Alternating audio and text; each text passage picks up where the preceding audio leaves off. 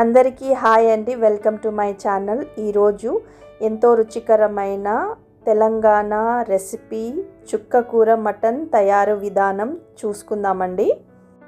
ముందుగా మనం ఒక కడాయిని తీసుకొని దాంట్లోకి నూనెను యాడ్ చేసుకుందామండి. ఆ నూనె వేడెక్కిన తర్వాత దాంట్లోకి ఒక పెద్ద ఉల్లిపాయను మరి సన్నగా తరిగి దాంట్లోకి యాడ్ చేసుకొని ఆ ఉల్లిపాయలు లేత బంగారు రంగులోకి మారిన తర్వాత అందులోకి ఒక టేబుల్ స్పూన్ అల్లం వెల్లుల్లి పేస్ట్ని యాడ్ చేసుకొని మనము బాగా ఫ్రై చేసుకోవాలండి. ఆ తర్వాత 4 నుంచి 5 వరకు పచ్చిమిర్చీలను కూడా వేసుకొని వేపుకోవాలి. ఆ తర్వాత నేను ఇక్కడ 750 గ్రాముల మటన్ని నేను బాగా శుభ్రం చేశాను. చిన్న ముక్కలుగా తరిగి దాన్ని కడిగి మరి దాన్ని కూడా ఈ ఉల్లిపాయలను పచ్చిమిర్చిలోకి యాడ్ చేసి ఒక 1/2 టీ స్పూన్ పసుపును యాడ్ చేశాను. ఆ తర్వాత మనకు రుచికి సరిపడా ఉప్పును కూడా దాంట్లోకి యాడ్ చేస్తున్నాను. ఆ తర్వాత మనము మంచిగా దాన్ని కలుపుకోవాలి గరిటెతో. సో ఈ విధంగా మనం కలుపుకున్న తర్వాత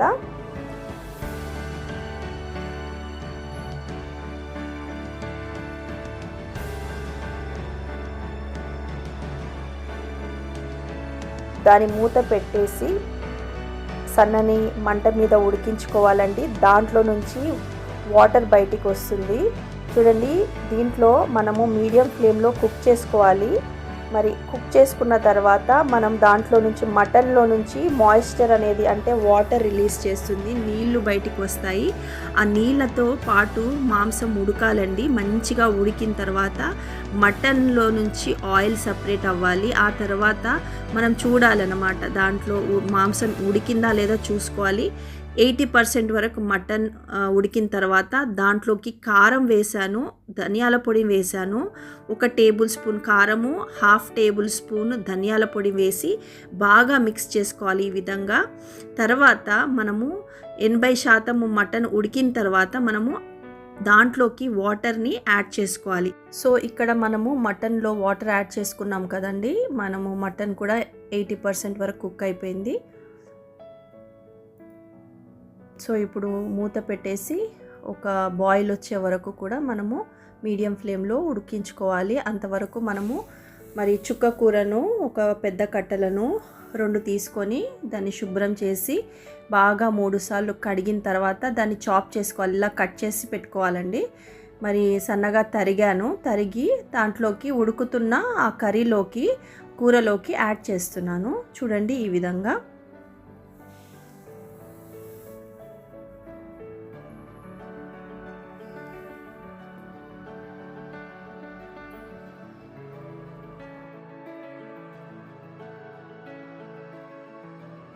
మటన్ ఎంత తీసుకున్నామో దానికి సరిపడగా మనం చుక్కకూర తీసుకోవాలండి. 750 గ్రాముల మటన్కి 2 పెద్ద కట్టలు చుక్కకూర తీసుకున్నాను. చూడండి కూర మొత్తం ఉడికిపోయిందండి మంచిగా. సో ఇప్పుడు వాటర్ ఎంత ఉండాలో అంత ఉన్నాక అప్పుడు మొత్తం మటన్ అండ్ చుక్కకూర మొత్తం కలిపేయాలండి. ఈ విధంగా వాటర్ కూడా మరీ ఎక్కువగా ఉండకూడదండి, మరీ తక్కువగా కూడా ఉండొద్దు. ఈ విధంగా వాటర్ ఉన్నప్పుడే బాగా కలిపేసేయాలి.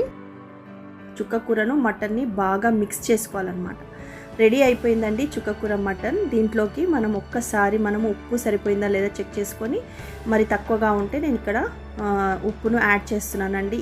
అంతే అండి, ఎంతో రుచికరమైన చుక్కకూర మటన్ రెడీ అయిపోయింది. ఈ కన్సిస్టెన్సీలో మరి కర్రీ ఉండాలండి. అంతే అండి, ఎంతో రుచికరమైన చుక్కకూర మటన్ వేడివేడి అన్నంలోకి చపాతీలోకి చాలా చాలా టేస్టీగా ఉంటుంది. మీ ఇంట్లో ట్రై చేయండి. నచ్చితే లైక్ చేయండి, అందరితో షేర్ చేయండి. ఓకే అండి, మళ్ళీ కలుద్దాం. Take care, bye.